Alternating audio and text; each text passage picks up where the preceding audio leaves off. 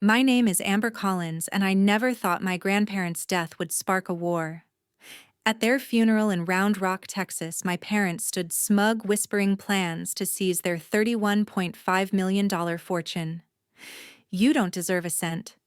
Dad hissed, eyes cold. Get out of our house now. Mom smirked. We've earned this. I didn't fight back. I walked to my car, heart pounding, and pulled out my phone. Fingers steady, I opened an app my grandparents had trusted me with, one they'd kept hidden. I typed, delete, immediately. It unleashed something they'd never see coming. 30 minutes later, their phones lit up with panic messages they wished they'd never sent. They thought they'd won, but I'll show them how high the price is. Before coming to my story, I want to know what time you are listening and what city you are in.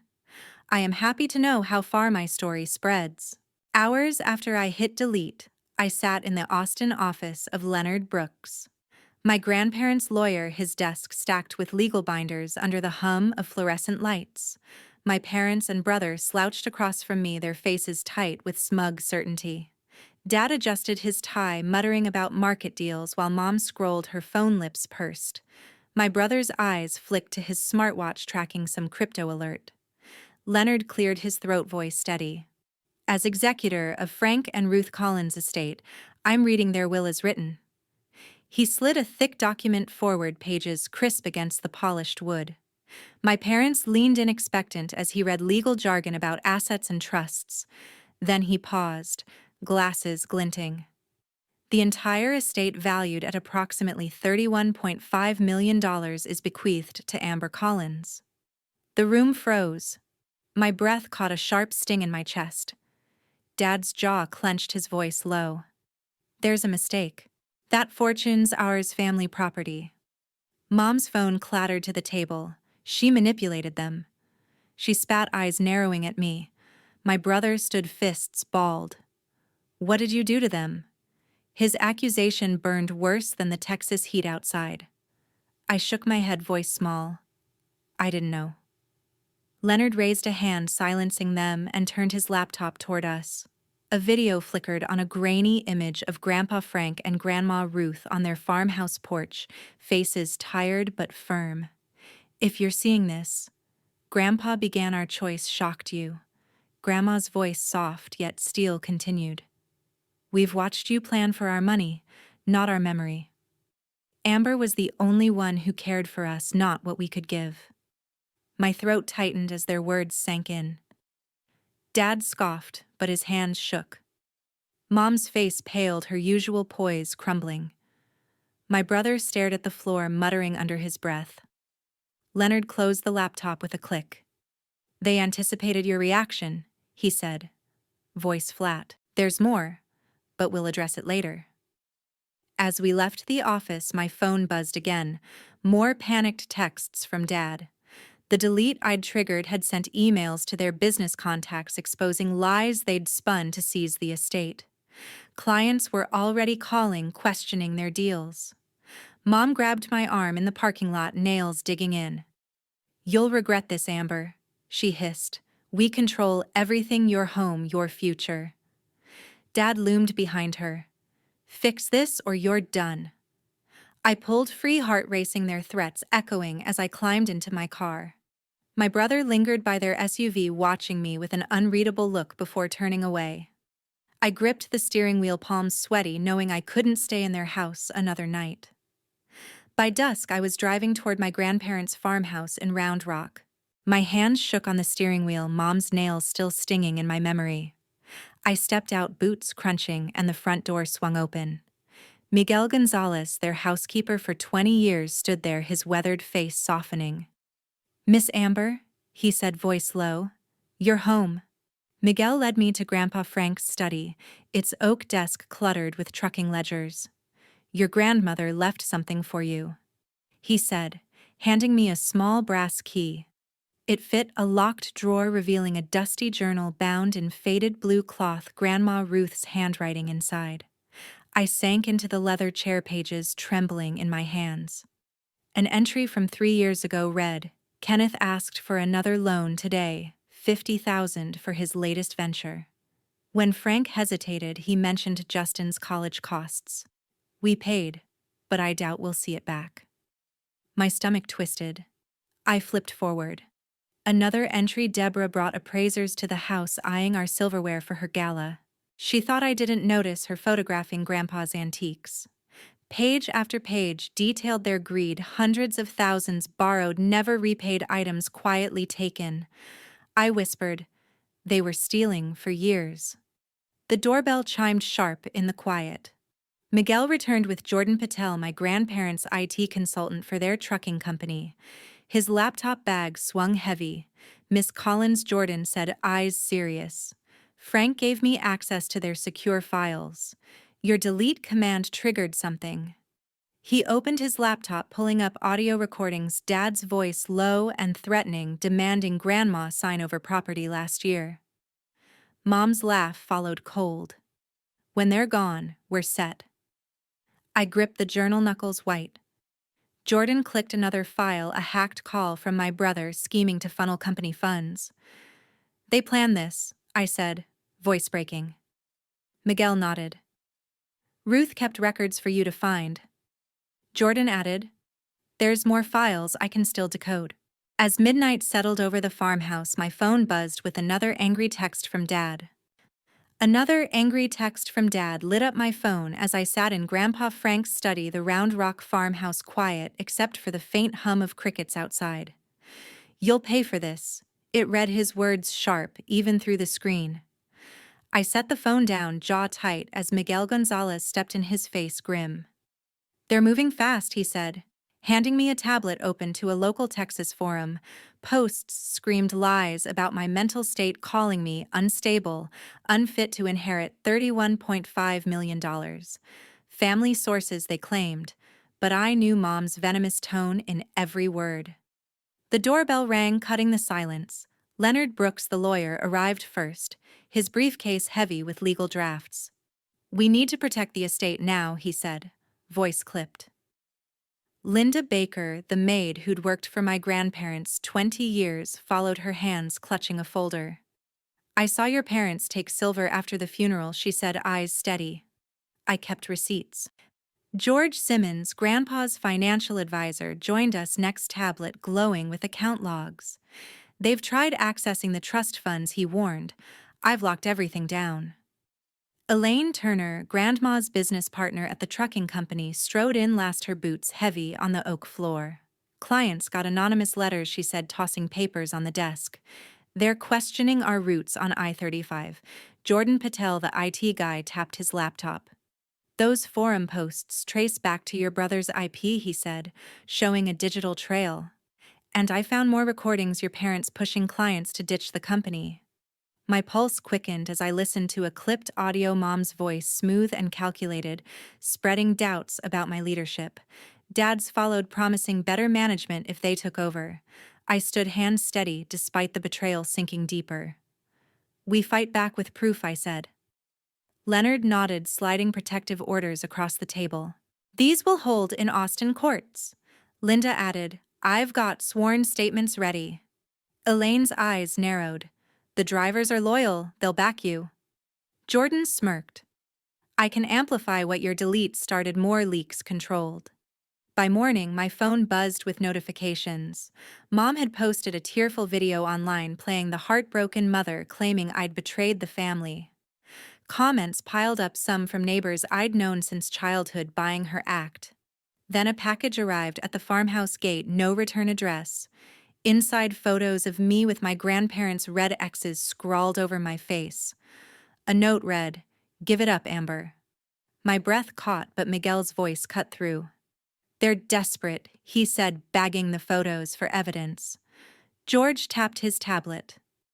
2 major clients pulled out this morning, someone's spreading lies about bankruptcy. Elaine added, drivers reported strangers asking about our contracts. Jordan's fingers flew over his keyboard. I'm tracing the letters now, he said. Give me a day. I looked at my team, their faces resolute.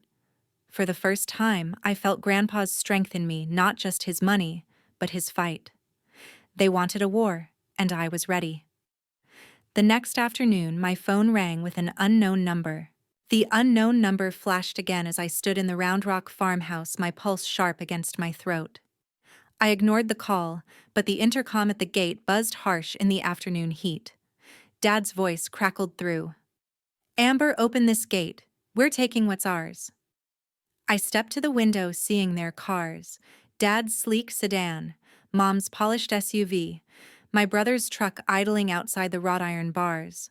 I pressed the security panel, fingers steady, activating the cameras Grandpa Frank had installed. Red lights blinked along the fence. "Not today," I said into the speaker, voice firm. Dad strode forward, briefcase in hand, face hard. "You're making a mistake," he barked. "Those heirlooms belong to the family." Mom, in a tailored dress, clutched her purse. "Sweetheart, don't be selfish," she cooed, but her eyes glinted cold.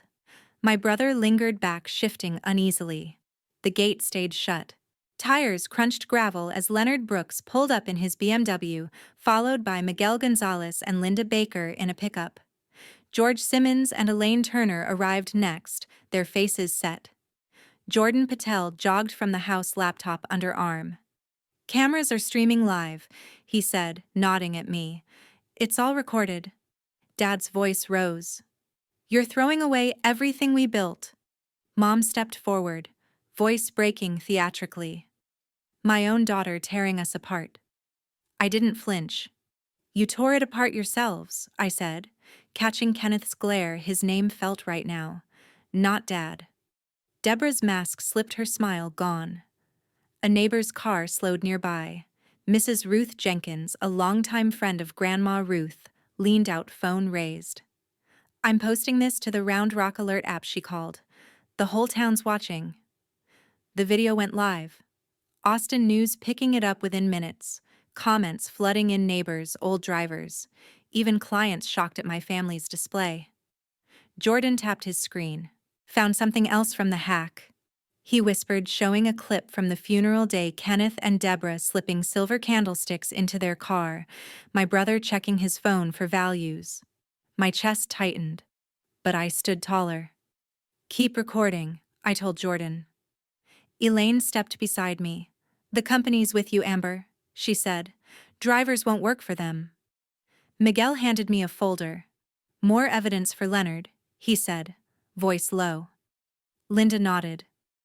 "I saw them take more than silver that day."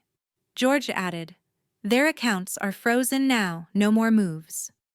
Kenneth pounded the gate, face red. "You'll regret this." Deborah sank to the ground, playing victim, but her eyes darted to the growing crowd. Mrs. Jenkins waved her phone. "It's viral now," she said as news vans appeared down the road. My family froze, their confidence cracking. Kenneth turned to Deborah, voice low. "We need to go." My brother glanced at me, eyes conflicted, then followed them back to their cars. As their engines faded, Leonard touched my shoulder. "We've got enough for court." Leonard's words, "We've got enough for court," still echoed as I sat at the long oak table in the Round Rock farmhouse dining room, the Texas sun filtering through lace curtains. My hands rested steady, the weight of Grandpa Frank's trust grounding me. The front door creaked and Miguel Gonzalez ushered in my family. Kenneth strode in suit, crisp eyes blazing with control. Deborah followed her heels, clicking, face set in practiced grief. Justin trailed behind, tugging at his collar, avoiding my gaze. Judge Elaine Carter, a stern figure from Austin Probate Court, sat at the table's head, her pen poised over a notepad. Robert Klein, Grandpa's old fishing buddy and retired police chief, stood by the window, arms crossed. Leonard Brooks slid folders across the table, his voice calm. "This is a mediation as agreed. Let's begin." I nodded, pulse steady. Leonard clicked a remote and the wall-mounted TV lit up with security footage from the funeral. Kenneth and Deborah, slipping silver candlesticks into their car, moved in grainy clarity.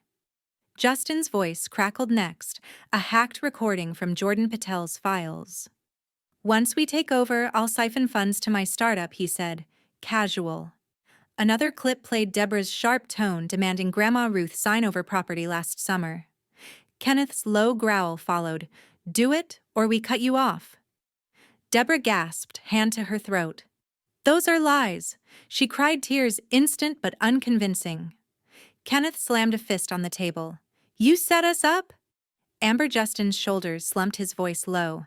I didn't mean for it to go this far. I met his eyes, voice cold. You meant every word, Justin. Leonard opened a folder, financial records spilling out unpaid loans totaling over $2 million funneled to Kenneth's failed ventures and Justin's startups. Elaine Carter's pen scratched as she noted each page. Robert shifted, his presence heavy. I've seen enough, he said, voice gruff. This is theft, plain and simple. I slid a document forward, my words measured. Sign this. You walk away from all claims to the $31.5 million estate, return what you took, and stop contacting me. Kenneth laughed, bitter. Or what? Leonard's voice cut in. Or we press charges, elder abuse, fraud, theft. It's all here, witnessed by a judge and ex-cop. Deborah's tears stopped, her face pale. Amber, please, she whispered, voice cracking. We're family. I leaned forward, using their names now.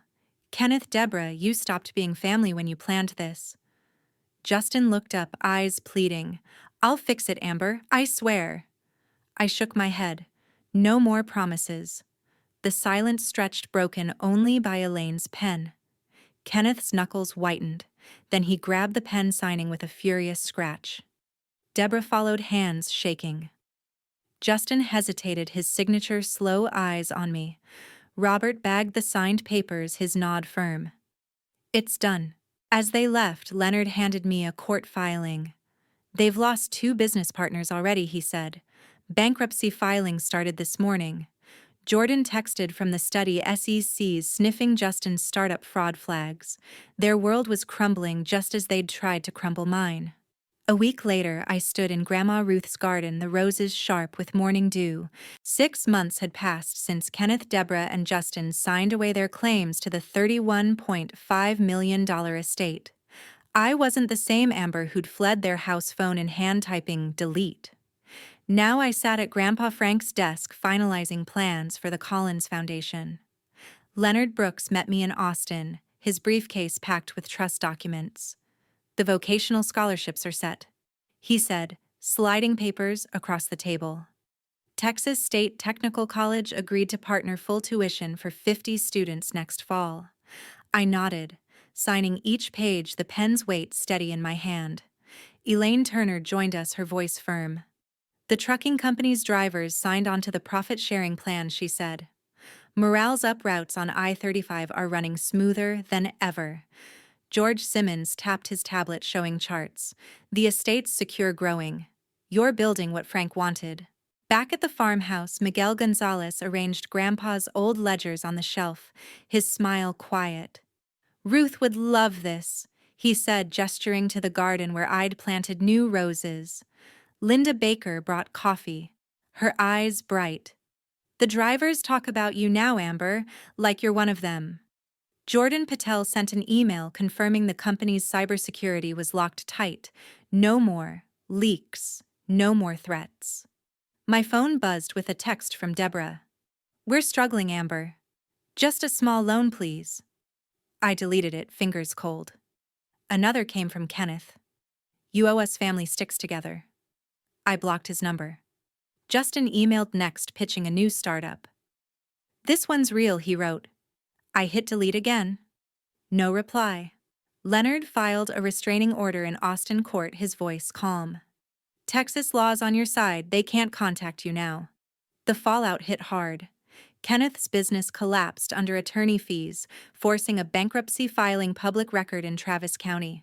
Deborah's social invitations dried up. Austin's charity boards dropped her. Justin's startup faced an SEC probe, his investors pulling out after fraud flags surfaced. Their world unraveled, a consequence of their own greed, not my revenge. I drove to Texas State Technical College, meeting the first scholarship recipients.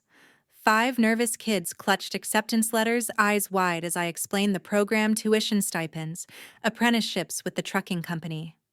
My grandparents believed in building futures, I told them, voice steady. One girl, hands calloused from mechanic work, nodded. I'll make them proud, she said. I smiled, feeling Grandpa Frank's strength in her words. At dusk, I walked the farmhouse grounds, stopping at a new bench by the roses. A plaque read, "Legacy lives through love, Frank and Ruth Collins." I opened a blank journal, not Grandma's, but mine, and wrote my first entry. The words flowed: plans for more scholarships, driver bonuses, community projects. The money wasn't the legacy, their values were. Kenneth's last call came through a blocked number. "You've ruined us," he said, voice raw. I hung up, no words needed. Deborah's emails stopped. Justin's texts vanished. The silence felt final, a boundary I'd set for good. The farmhouse lights glowed behind me, a home now truly mine.